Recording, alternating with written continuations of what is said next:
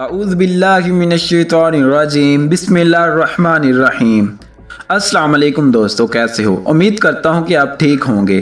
میں آج آپ کو ایک ایسے فرشتوں کے بارے میں بات بتاؤں گا جن کو اللہ تبارک و تعالیٰ نے عذاب دیا ہے اور ابھی بھی وہ عذاب میں ہی ہیں۔ حضرت ادریس علیہ السلام کے زمانے میں انسان بہت بدعمل ہو گئے تھے۔ فرشتوں نے بارگاہ الہی میں عرض کیا کہ مولا، انسان بہت بدکار ہے اور یہ خلافت کے لائق نہیں ہے، انہیں معزول کر دیا جائے یا کم از کم خلیفہ یہ رہیں اور وزیر ہم، تاکہ ہم ان کے بگڑے کام سنبھال لیں۔ رب تعالیٰ کا ارشاد ہوا کہ اس کو غصہ اور شہوت دیا گیا ہے جس سے یہ زیادہ گناہ کرتا ہے، اگر یہ چیز تم کو مل جائے تو تم بھی گناہ کرنے لگو۔ اور فرشتے بولے کہ مولا کریم، ہم تو گناہ کے پاس بھی نہ جائیں گے خواہ کتنا ہی غصہ اور شہوت ہو۔ حکم ربی ہوا کہ اچھا، تم اپنی جماعت میں سے اعلیٰ درجہ کے پرہیزگار فرشتے چھانٹ لو، ان کو غصہ اور شہوت دے دیتے ہیں، پھر امتحان ہو جائے گا۔ چنانچہ ہاروت اور ماروت جو بہت بڑے عبادت گزار تھے، ان کا انتخاب ہو گیا۔ اللہ تبارک و تعالیٰ نے ان دونوں فرشتوں کو شہوت اور غصہ دے کر شہر بابل میں اتار دیا اور فرمایا کہ تم قاضی بن کر لوگوں کا فیصلہ کیا کرنا اور روزانہ اس میں عزم پڑھ کر شام کو آسمان پر آ جایا کرنا۔ یہ دونوں فرشتے ایک مہینے تک ایسے ہی کرتے رہے۔ اتنے عرصے میں ان کے عدل و انصاف کا بہت چرچا ہو گیا، مقدمے ان کے پاس بہت سے آنے لگے۔ ایک روز ایک نہایت حسین و جمیل جن کا نام زہرہ تھا، وہ اس کے پاس اپنے شوہر کا مقدمہ لے کر آئی۔ اس نے اپنے خامد کا مقدمہ دائر کیا۔ یہ دونوں اسے دیکھتے ہی عاشق زار ہو گئے اور اس سے برے کام کی خواہش کی۔ اس نے کہا، میرا دین کچھ اور ہے اور تمہارا دین کچھ اور ہے، اور اختلاف ہوتے ہوئے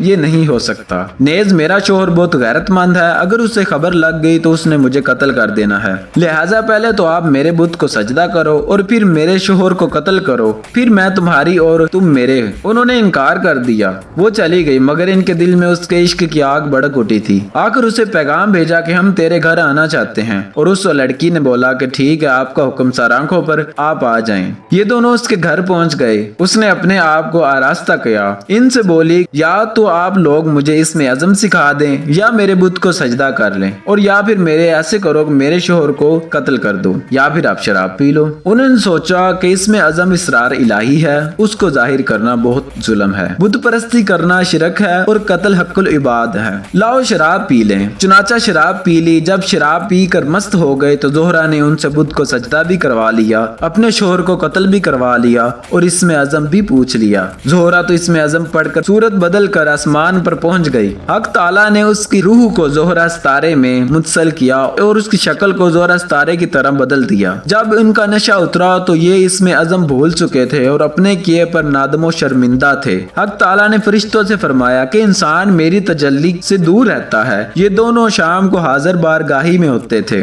پھر بھی شہوت سے مغلوب ہو کر سب کچھ کر بیٹھے۔ اگر انسان سے گناہ سرزد ہو جائے تو تعجب تو نہیں۔ تمام فرشتوں نے اپنی خطا کا اقرار کیا اور زمین والوں پر بجائے لعن طعن کرنے کے ان کے لیے دعائے مغفرت کرنے لگے۔ قرآن فرماتا ہے، والملائکۃ یسبحون بحمد ربی ویستغفرون لمن فی الارض۔ پھر یہ دونوں حضرت ادریس علیہ السلام کی بارگاہ میں حاضر ہوئے اور شفاعت کی۔ آپ نے ان کے حق میں دعائے مغفرت کی۔ بہت روز کے بعد حکم الہی آیا کہ ان کو اختیار دیجیے کہ یا تو یہ دنیاوی عذاب قبول کر لیں یا آخرت کا۔ حضرت ادریس علیہ السلام نے انہیں حکم الہی پہنچایا۔ انہوں نے عرض کیا کہ یا نبی اللہ، دنیا کا عذاب فانی اور آخرت کا عذاب ابدالآباد تک باقی رہے گا، ہم کو دنیاوی عذاب منظور ہے۔ چنانچہ حق تعالیٰ نے فرشتوں کو حکم دیا ان دونوں کو لوہے کی زنجیروں میں جکڑ دیا جائے، جکڑ کر بابل کے کنویں میں اوندا لٹکا دیا جائے۔ اس کنویں میں آگ بھڑک رہی ہے اور یہ لٹکے ہوئے ہیں۔ فرشتے باری باری سے ہر روز ان کو کوڑے مارتے ہیں، سخت پیاس سے ان کی زبانیں ہر وقت لٹکی ہوئی ہیں۔ یہ عذاب قیامت تک ایسا ہی شدید رہنے والا ہے۔